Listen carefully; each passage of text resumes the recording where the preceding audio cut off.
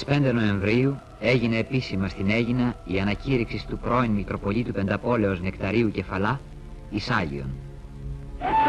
Από πολλές μέρες πριν, τα πλήθη των προσκυνητών από όλα τα μέρη της Ελλάδος φτάνουν στο νησί για να παραστούν στην ανακήρυξη του Αγίου και να προσκυνήσουν το ιερό λείψανό του και τον τάφον του.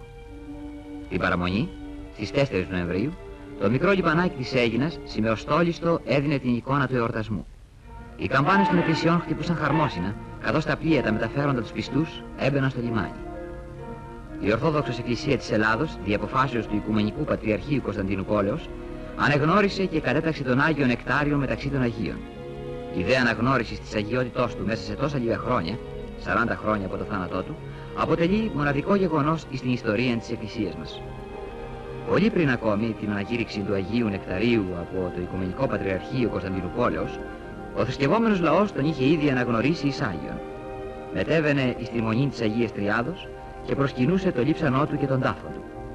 Στο σπίτι του τοποθετούσε την εικόνα του και έκτιζε ναούς εις μνήμη του. Οι προσκυνητές αποβιβάζονται στο μικρό λιμονάκι της Αίγινας και εν συνεχεία κατευθύνονται στη μονή της Αγίας Τριάδος, όπου ευρίσκεται η σκήνη του Αγίου, το λείψανον και ο τάφος του.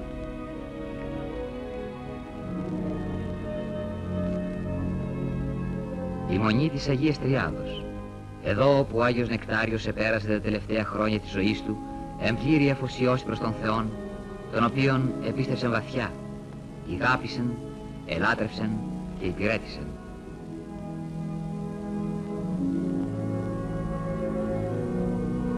Ο Άγιος Νεκτάριος, το λείψανο και ο τάφος του. Η σκήνη του Αγίου. Στο εικονοστάσι του η καντήλα ευλαβικά ανάβει 40 χρόνια τώρα από την ημέρα του θανάτου του. Ο Άγιος ως Μητροπολίτης Πενταπόλεως, το κρεβάτι και η πολυθρόνα όπου ανεπάβετο. Ο Άγιος απέθανε στις 9 Νοεμβρίου του 1920. Την παραμονή το βράδυ, στη μονή της Αγίας Τριάδος εψάλλει ο Μεγάλος Εσπερινός. Ο Άγιος Νεκτάριος ευρίσκεται μεταξύ των Αγίων των Ευαρεστησάντων των Θεών. Γεννήθηκε το 1846 στην Σιλιβρία της Θράκης από πτωχούς γονείς. Στα 14 χρόνια του πηγαίνει στην Κωνσταντινούπολη. Δουλεύει σκληρά για να ζήσει και μελετά τις νύχτες τους Άγιους Πατέρες της Εκκλησίας μας. Γίνεται μοναχός. Χειροτονείται ιεροδιάκονος.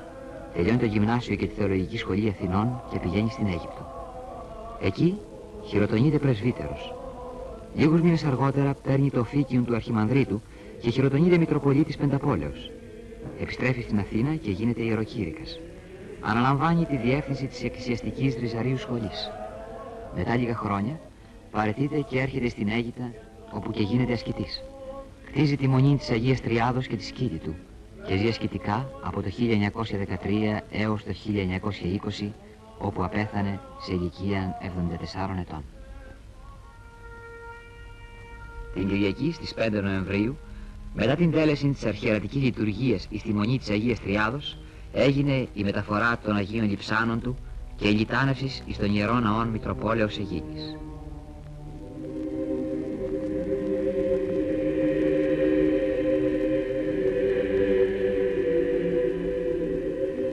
Η πομπή, με επικεφαλής τους εκπροσώπους του Οικουμενικού Πατριαρχείου και της Ιεράς Συνόδου της Εκκλησίας μας, τους εκπροσώπους της κυβερνήσεως, τα τοπικά αρχάς και τα πλήθη των προσκυνητών, διήνυσαν την διαδρομή από τη μονή της Αγίας Τριάδος ως τον Ιερό Ναό Μητροπόλεως Αιγίνης Πεζή Ψάλουσα.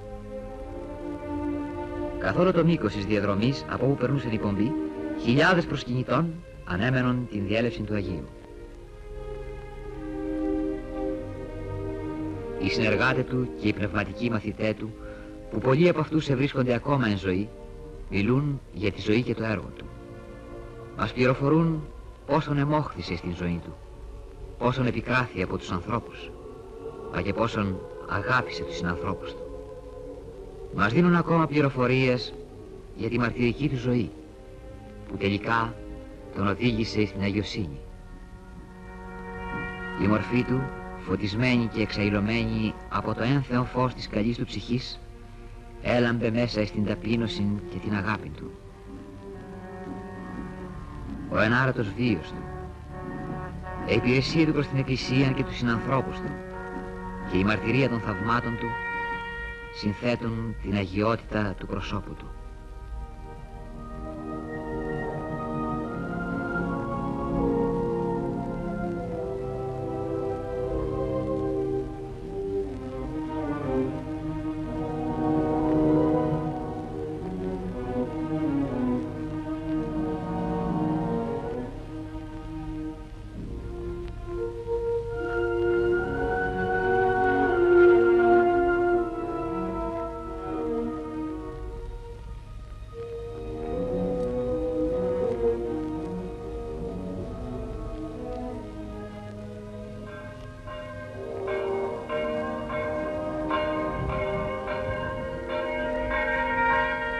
Η πομπή φτάνει στον Ιερό Ναό της Μητροπόλεως Αιγίνης, όπου θα ψαλεί η Ιερά Δοξολογία.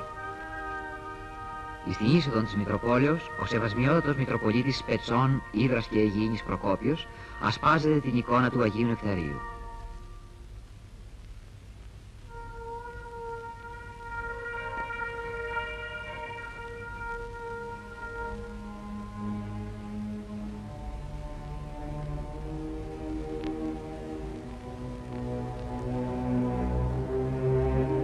Ακολούθως, η πομπή εισέρχεται εις τον ναό. Η Ιερά Δοξολογία αρχίζει.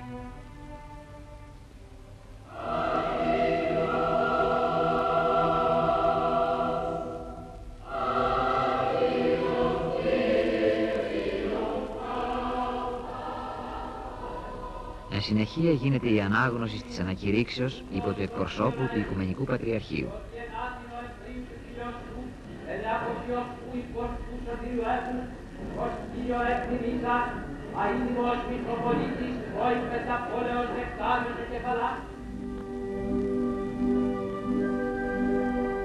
Εις το πρόσωπον του Αγίου Νεκταρίου εφηρμόστη το λεχθέν υπό του Αποστόλου Παύλου. Τον αγώνα των καλών ηγόνισμε, των δρόμων τετέλεκα, την πίστην τετήρικα. Λοιπόν, απόκειτέμι ο της δικαιοσύνης στέφανος, ον αποδώσιμη ο Κύριος εν εκείνη τη ημέρα, ο δίκαιος κριτής. Αμήν.